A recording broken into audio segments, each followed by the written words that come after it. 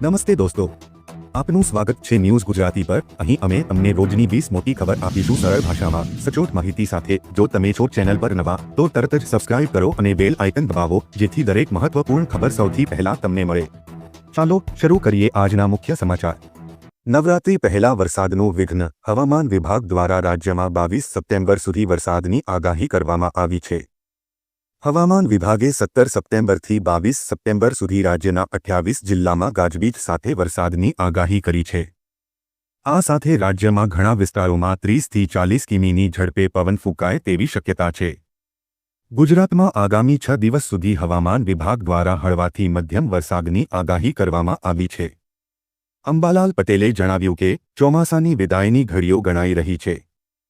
15 સપ્ટેમ્બરથી 22 સપ્ટેમ્બર વચ્ચે ઉત્તર ભારતના કેટલાક ભાગો અને રાજસ્થાનમાંથી ચોમાસું વિદાય લેવાની શરૂઆત કરશે। ત્યારબાદ 30 સપ્ટેમ્બરથી ઓક્ટોબરની શરૂઆત સુધીમાં ગુજરાતમાંથી પણ ચોમાસું સંપૂર્ણપણે વિદાય લઈ લેશે।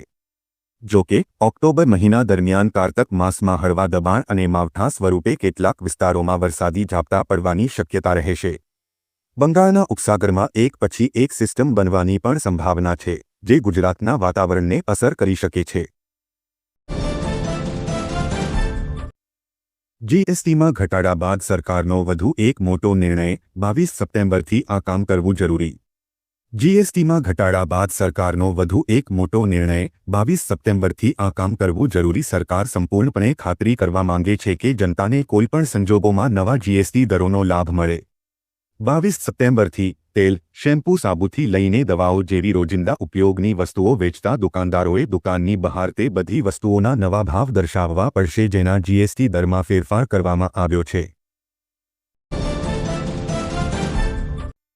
તમે ધંધો કરો, પૈસા સરકાર આપશે। પ્રધાનમંત્રી વિશ્વકર્મા યોજના હેઠળ કારીગરોને 5% વ્યાજ દરે લોન મળશે।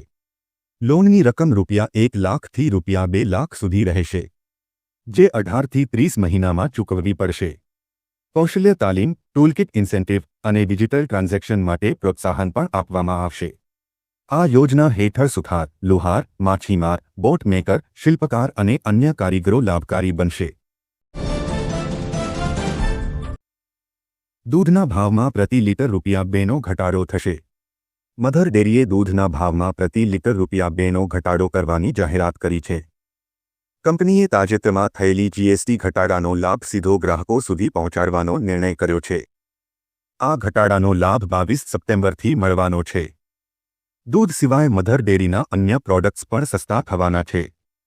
આ પગલાંથી ઘરેલું ગ્રાહકોને મોંઘવારીમાંથી થોડી રાહત મળશે અને દૈનિક બજેટ પર પણ સકારાત્મક અસર પડશે। નવરાત્રી 12 વાગ્યા સુધી જ રમી શકાશે ગરબા।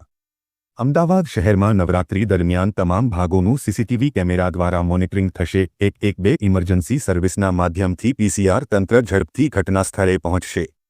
નવરાત્રી દરમિયાન ગરબા 12 વાગ્યા સુધી જ ચાલશે।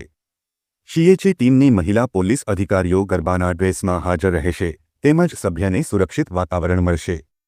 આ અંગે અમદાવાદ પોલીસ દ્વારા પ્રેસ કોન્ફરન્સમાં માહિતી આપવામાં આવી હતી। વિદ્યાર્થીઓને મળશે 25,000ની સહાય। વિજ્ઞાનમાં રુચિ ધરાવતા બાળકોને નાણાકીય કે અન્ય તકલીફ ન પડે તે માટે ગુજરાત સરકાર દ્વારા નમો સરસ્વતી વિજ્ઞાન સાધના યોજના શરૂ કરવામાં આવી છે। આ યોજના અંતર્ગત ધોરણ 11 અને 12માં અભ્યાસ પૂર્ણ કરવા દરમિયાન વિદ્યાર્થીઓને કુલ ₹25,000ની આર્થિક સહાય મળે છે। આ યોજનાનો લાભ લેવા માટે વિદ્યાર્થીને 10 બોર્ડમાં 50% કરતાં વધુ માર્ક આવેલા હોવા જોઈએ। આ યોજનાની સહાય વિદ્યાર્થીના ખાતામાં સીધી ચૂકવવામાં આવશે। પીએમ કિસાન યોજના। ભારત સરકારે પીએમ કિસાનના આગામી ડિસેમ્બરના હપ્તા માટે ખેડૂત આઈડીની નોંધણી કરી ફરજિયાત। 30 નવેમ્બર સુધી પીએમ કિસાન લાભાર્થીએ કરાવવાની થશે। નોંધણી પોર્ટલ અને મોબાઈલ એપ્લિકેશનથી દરેક ગ્રામ પંચાયતોમાં થશે। નોંધણી ખેડૂતો જાતે પણ કરી શકશે। નોંધણી વધુ માહિતી માટે રાજ્ય કક્ષાએ સંપર્ક ન કરવો। આપના તાલુકાના મામલતદારશ્રી, તાલુકા વિકાસ અધિકારીશ્રી, જે તે ગામના તલાટી કમ મંત્રીશ્રી, ગ્રામસેવકશ્રીનો સંપર્ક કરશો। વ્યવસાય શરૂ કરવા માટે સરકાર આપશે ₹90,000ની લોન। કેન્દ્ર સરકાર દ્વારા દેશના શેરી વિક્રેતાઓ અને નાના વેપારીઓને આર્થિક સહાય પૂરી પાડવા માટે શરૂ કરાયેલી પીએમ સ્વનિધિ યોજનામાં મોટા ફેરફારો કરવામાં આવ્યા છે। હવે આ યોજના હેઠળ મળતી લોનની મહત્તમ રકમ ₹80,000થી વધારીને ₹90,000 કરવામાં આવી છે।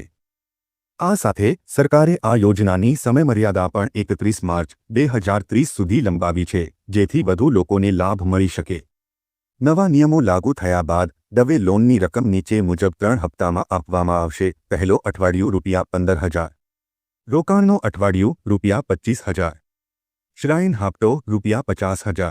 સંપૂર્ણ લોન મેળવવા માટે લાભાર્થીએ પહેલા અને બીજા હપ્તાની લોનની રકમ સમયસર પરત કરવી ફરજિયાત છે। આ યોજના હેઠળ લોન મેળવવાની પ્રક્રિયા અત્યંત સરળ છે। પાત્રતા માટે તમારી પાસે આધાર કાર્ડ અને પાન કાર્ડ હોવું જરૂરી છે। લોનની ચૂકવણી માટે ઈએમઆઈની સુવિધા પણ ઉપલબ્ધ છે, જે નાના વેપારીઓ માટે બોજ ઓછો કરે છે। આ યોજના દ્વારા સરકાર નાના વેપારીઓને સશક્ત બનાવીને દેશના અર્થતંત્રને ગતિ આપવાનો પ્રયાસ કરી રહી છે।